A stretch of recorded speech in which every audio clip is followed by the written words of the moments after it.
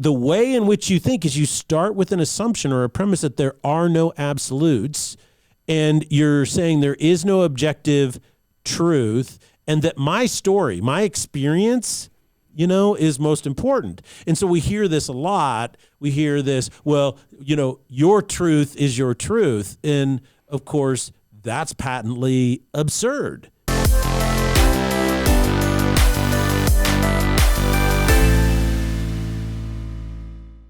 Ladies and gentlemen, welcome to the Salty Pastor Podcast, a podcast designed to help you grow deep in your faith. Our theme for the year is the good life. Mm-hmm. One of the most important discoveries is that the good life is not an absence of difficult things, but becoming the strongest person you can become in order to face anything this life throws at you. So the good life begins when you grow strong, move from fear to faith, and discover who Jesus is calling you to be. That is why we're here, to encourage you, inspire you, and give you the knowledge and tools to grow your faith in Jesus Christ. My name is Jesse Mayer, and we cannot do the Salty Pastor Podcast without our guide, our coach, the Salty Pastor himself, Dr. Douglas Welcome, Peake. everyone. Glad you're here today. We're going to be kind of putting the cherry on the top of our study of the book of James, which is all focusing us in one particular direction, and that is that we are going to write a spiritual growth plan. I hope that you are thinking about it, that you're considering it, that you're praying about it, that you need a plan over this next year. What is it going to be? It's not just setting a couple of goals like, I want to pray more often. It's not like that. It's how am I going to grow and change spiritually, which impacts every other area of my life. My mind, my heart, my emotions, my will, my discipline, my character.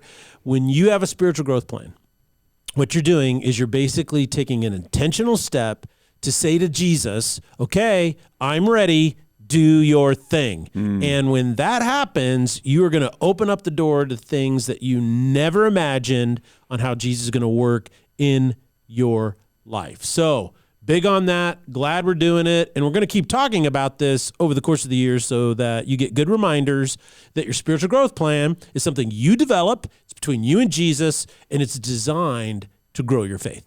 So we're here at the end of James in chapter 5. 5 power-packed chapters we've gone through in this yes, series. They are. And we're going to cap it off with this deep dive, into this final chapter. Like, right. What is the final words that James shares with us, and what is he really trying to drive home? I mean, a lot of times your letters, kind of some of the most impactful moments in a letter are kind of at the beginning and the end, right? Yeah. Like, because the middle tends to be a lot of exposition or whatever, but you get to the ending's the ending, and that's what you leave with, right? That's the thing you remember in movies, the thing you remember in books is how the ending made you feel. So what should we be pulling out of what James gave us to end on? Well, the whole book, is based on the principle we need to grow strong in heart and mind to face any challenge in this world. And so that's why we want a spiritual growth plan, is we want to develop that kind of strength in our heart and mind. Now, whenever we set out to do this, there's pushback. And this pushback, I think, comes from various areas. First of all, it comes from Satan in general. I mean, he doesn't like people growing in their faith. He doesn't like that. He doesn't like strength. So he's going to do all kinds of things to stop you or slow you from growing. Everything from tripping you up, putting potholes in there, or taking away your ambition, getting you to procrastinate. Kind of getting you to self-sabotage. He's like, I don't even have to do the hard work if I can just convince you to do the hard work for me. Just procrastinate, don't do anything, think about it later, you're too busy. Whatever it takes, he's going to do that to slow you down and stop you from growing spiritually. But I think it's really important to also understand is that because sin is in the world and all have sinned and fallen short of the glory of God, we all have the taint within us. And so there's a part of us within us that pushes back against this. Whenever you start memorizing scripture, you're going to get a lot of emotional pushback from that. Right. And one of the reasons why this is because when you start putting scripture into your mind and your heart, there's parts of you that says, I don't want that in there because it convicts me. I don't like that. I don't want that. In some ways, people avoid guilt at all cost, and so they medicate. And so don't memorize scripture because it gives the Lord opportunity to lead and guide you, and they don't want that. Right. So sometimes the pushback comes from within us, and that's why it's so important to have a spiritual growth plan because it overcomes the outside resistance and it also overcomes the internal resistance to growing in your faith, right? Now, chapter 5, he kind of wraps up. He's talked about this. This is the third time that he's mentioned wealth. It's the third time he's talked about prayer, and this is probably the third time that he's talked about patience under suffering, right? So he talks about it in the first chapter, and he's referencing it again here. So the chapter 5 principles are basically that wealth without Jesus is ultimately futile. Patience is critical if you're going to work towards something, if you're going to endure through something or persevere through something. And then prayer is what makes it possible to persevere. It's where the power to persevere comes from. So we've gotten a good outline of what chapter 5 has entailed. Yes. As we're looking towards the practicality, which is what we usually do on Thursdays, practicality, as we're looking to write our spiritual growth plan, what in the world, whether it's the world itself or Satan, is stopping us from writing an effective spiritual growth plan? Well, I think he starts off here, he talks about wealth, and he talks about what these people who are not believers were using their wealth to do. And then then he takes another big chunk from 7 all the way to 12, where he talks about you need to be patient under the suffering that these wealthy people are imposing on you. So the big chunk of this passage is these people are doing unjust things. God has heard, and now you need to be patient, right? Because it's not going to get resolved right away, but ultimately God's justice is going to play out. So be patient. It will catch up to you. It's going to catch up to these people. So be patient. Don't take matters into your own hands. So verses 1 all the way through verse 12 is really the biggest chunk of the chapter, right? And so I think we need to understand is from a practical standpoint, when we're writing a spiritual growth plan for our life, is we have to take wealth into account because wealth impacts everything about your life, from who you are, how you manage your emotions, to your goals in life. It impacts all of these things. It impacts your love life. It impacts your friendships. It impacts what you do for hobbies and fulfillment. It impacts how generous you can be in making a difference in people's life. Well, and it affects your worldview of how you interpret the world. Exactly. Is based on where you... a story I learned in college was one of my professors talked about how there's been multiple studies and they have found that PMS doesn't seem to exist in third world countries. And it's not that they are sure that it doesn't, but there's no reports of it. And part of it in their brains is like, well, these people are dealing with such other hardships that these cramps or these things that are going on in these women's bodies, they're just like, this is nothing compared to the other things, which is like, I need to go get water for my family and stuff. Yeah. So they're not saying it does or doesn't exist, but there's a lack of reporting of this thing. And that's a different worldview than people that are maybe in a first world country where that is a comfort that they are not used to on a daily basis, right? Yeah, and there was a joke in our house, when we would talk about something, you'd walk into a place and the internet's slow or something. We go, oh, that's a first world problem. Yeah. The things that we get upset about, right? Right. And so it can really influence the way you view and interact with the world or what you feel is important. Yeah, and I think that has a lot to do with what he's talking about as wealth influences everything. And in this situation, it was wealthy people who were non-believers who were oppressing all of these believers in the church. And what was difficult is that they were Jewish countrymen, right? So in the same way, there's people in America who have money who are persecuting the innocent. I think a perfect example of this is some extreme progressive leftist ideologies.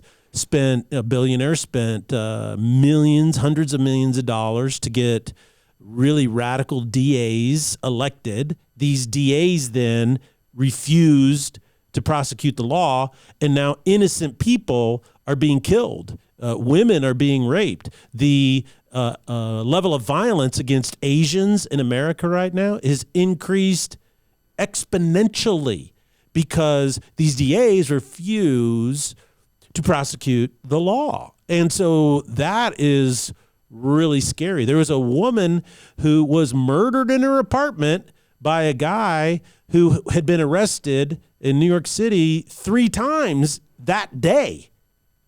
And because of their radical bail policies, he was let out immediately. He'd be arrested. He was let out immediately. And then he ended up following this woman into her apartment and he killed her. And so this is really horrific stuff that's going on. I believe that this is what this passage refers to, is that people are being persecuted by what it says. You have lived on earth in luxury and self-indulgence. You have fattened yourselves in the day of slaughter. You have condemned and murdered the innocent one who was not opposing you. And so there's real murder going on today, just like then, from these radical ideologies. And that's really, and the point I'm trying to make is that when you write a spiritual growth plan, you have to deal with wealth because it impacts everything. You can't pretend it doesn't. Right. So you have to deal with it. And you don't want to deal with it in the extremes. You know, some people are like, yo, dude, I don't need anything, you know. I just live, you know, and float through this. On the beach, under a tree. You know, and it's nothing else, and wow. And so, yeah, but you create an environmental hazard right there from all of your, you know, sewage and everything else. It may get, you know, cholera increases because of what you've done. So, but then on the other hand, if it's, you know, you can go swing the pendulum the other way and say basically that it's just all about me and it's what I can get. I'm going to be my first, 10 million billionaire and it's all about me. Don't care about anybody else. So rules don't apply to me anymore. So there's all this weird stuff, that can go on in extremes. And so you don't want to do that. And I think the biggest issue that we're facing today in America and the way wealth is being perceived by everybody, and I want to connect some dots here. And the first one is the notion of postmodernism. And this is a very important principle to understand, and that is when you teach people to think in a postmodern construct, it's not the facts, they don't really buy into facts, but it's not the things they're actually thinking, but it's in the way in which they think. So what you're doing is you're saying the way in which you think is you start with an assumption or a premise that there are no absolutes, and you're saying there is no objective truth, and that my story, my experience, is most important. And so we hear this a lot. We hear this, your truth is your truth. And of course, that's patently absurd, okay? There is a truth, and then there's your opinion about it, but there's no such thing as your truth, your reality. It can't misalign with the reality of the world in which we live because there is objective truth. But if you teach young people, and this is what's happened over the last 35, 40 years, to think that way, then what happens, you throw in a touch of deconstructionism and what you get commonly known as entitlement. So you have all these people who feel they are entitled. And entitled is a nice way of saying envy. It's really saying an envy. Is that, I don't have that and I'm entitled to that. So the primary reason so many people in America have an entitlement issue today is because they've been trained to think in a postmodern fashion in their public educational system. All right? So what exactly is this entitlement attitude or frame of reference that they have? Well, this is what it is. It's the notion that you are entitled to something simply because you're alive, you're a person. It's built on a presupposition, and the presupposition is that, human beings have value, therefore they deserve certain things. However, in a postmodernism, your truth is above any other truth. Your story is more important than anybody else's story.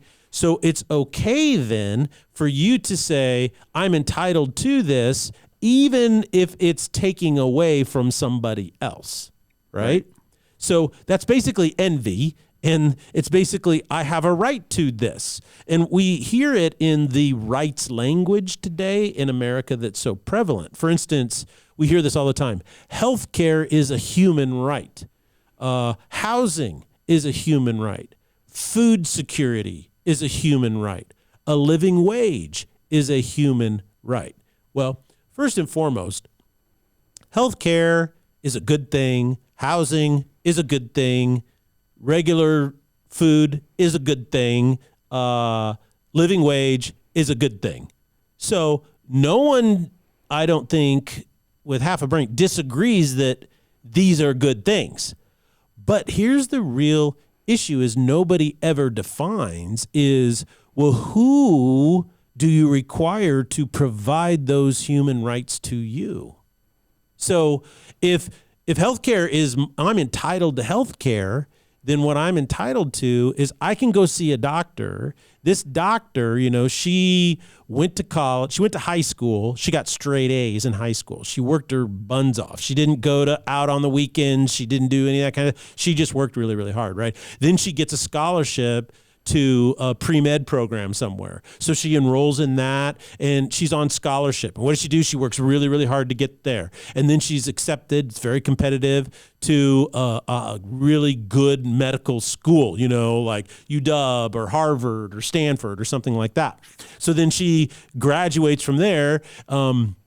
And of course, medical schools, hundreds of thousands of dollars. And then she has to go and be a resident, right? Which basically means you get paid minimum wage in the hospital and you work 72-hour shifts, kind of a thing. And so, but she's learning all this kind of stuff, right? And then she has a proclivity for surgery or for cardiology or something. So then she has to go do a fellowship, right? So then she goes and does that. So so she doesn't start practicing medicine until she's like 35 years old.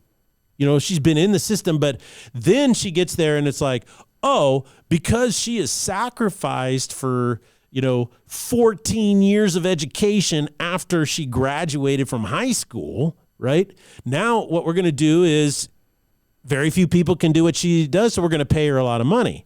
Well, the reason why is because her talent and skill, you don't have a right to that. What you do is you have a right to enter into an agreement with her. You can say, I'm going to compensate you. That's fair. So that you then can help me. Okay? That's called a commerce, right? It's a free market relationship. I'm free to enter into it. You're free to enter into it. If I say healthcare is a right, then she has no right to charge. And I can demand that she take care of me without any compensation. So in essence, by demanding that doctors take care of me free of charge, what am I actually doing? And most people never connect these dots, is I am actually saying that we are going to put you in a subclass that's similar to the feudal system, which means you're a slave. You don't have any right over all the hard work that you've put in. You have no right over your own decision making. You have no right over your own individual sovereignty. You're just a selfish individual who wants to make a lot of money. Well, and it comes down to, as well, it's because ideally in those systems, someone's paying them, but they're getting all paid the same, right? Like the doctors. I'm assuming the government, like in Canada, I'm assuming the government pays for their doctors, right? They're getting paid something. Well, they're getting paid all basically the same. So she had straight A's. She worked her butt off. She's a specialist. She has all this technique. Skills, yeah. But the guy that got C's Yeah. and fell asleep in class and just kind of scraped by is getting paid the exact same amount for his talent, right? Yes. And so it's like you're treating them, there's no desire to increase your work harder and be good at your job and potentially save more lives, because it's like, well, whether I'm good or not, I get paid the same way as long as I'm in this field, because that's how our system works. And everyone's entitled to utilize my services no matter what. And then it's like, okay, well, why put the effort in? Well, and I think there's some truth to that. Now, I'm not an expert on Canadian or English or the Great Britain or even American healthcare system. I don't know what the answers are in there, but I think in a general principle, we obviously understand is that if I look at entitlement, the approach to life, what I'm really asking is pretty serious. Let's get out of the healthcare. Let's talk about housing. Is housing all right? Well, somebody's got to pay to build those houses. And so what happens is, this is where we get to the next very important part, and that is that, well, if I'm entitled, then that's when, and I think you develop the attitude of entitlement within people, because that's when you can throw in Marxist ideology. See, because what you brought up is that, well, the government pays for it, but well, okay, let me ask you this question. Does the government have any money? No. No. Where does all the government's money come from? The money tree, obviously, Pastor. There's a money tree in the backyard. They just grow it out there. Oh, wait. Or it might be the people that they govern that pay yes, taxes. exactly. It comes from the taxation of the people. Now, you might have a group of people. I don't have a problem with this. They get together, they form a collection or a collective or whatever, and then they say, hey, we're all going to throw in this amount and we're going to pay for each other's health care, or we're going to do it this way, or we're going to start a business. I don't have any problem with that. I go for it. But what happens is, in Marxist ideology, the Frankfurt School of Social Theory, critical race theory, gender studies, everything is a hierarchy that is designed to oppress. No matter what, you have to realize there's always a hierarchy. It's like gravity. You know what I'm saying? Hierarchies are structures that exist so that human beings can interact. We talked about this a couple weeks ago when we were in chapter 3, I think. Hierarchies absolutely exist no matter what. Just like the laws of physics, they exist. You see them in the animal kingdom. You see them in plant life and biology. You see them in human interaction. The thing is that in Marxist ideology, what they wanted to do is they wanted to say that all hierarchies are designed to oppress. So even though hierarchies exist, just like gravity, if you interpret the hierarchy to be one of power struggle only and oppression, then you have every right to tear it down and destroy it, even though you are oblivious to the implications of what will rise up in its place. On the other hand, if the hierarchy is built upon something else, like, for instance, merit, effort, self-discipline, good character, then the people who manifest these qualities more will rise to the top, right? And what's amazing is we see this in all these sub areas. We see it academically, right? People who score the highest can get scholarships. And so what a great thing is that you can live in a very poor part of town. You can apply yourself, and you can get a good education. I mean, right now, something that is never talked about in our nation today is that there are people that immigrated here from China, from Vietnam, from Cambodia. These people come over here. They're Asians. In their culture, they highly value school. They go to school, and then those kids get the scholarships, right? These kids some of them were immigrants to America as children. Their parents brought them over, and they excel in that. And now they can get scholarships and become, any kind of white collar professional, engineers and doctors and lawyers or teachers, professors or whatever. And so in sports, we have this, right? It's the people who can perform athletically. It's all merit, We see that. We see it in the music industry, right?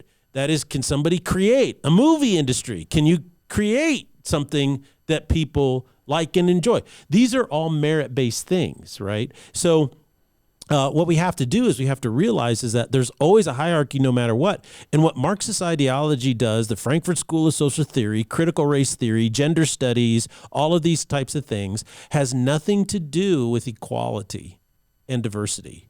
It has everything to do with trying to redesign a hierarchy that puts those people in charge. That's what it's designed to do. When you go back and you look at wherever communism and socialism was installed, the first thing it did is it impoverished all the people. It destroyed the economy. That's why the USSR collapsed. That's why Venezuela collapsed. And that's why Cuba is still, an incredibly impoverished country and nation today. And so that's what happens first. And then the next thing it does is it puts a very small people in control and in power. And it dehumanizes people. We don't become more diverse, more inclusive, more prosperous.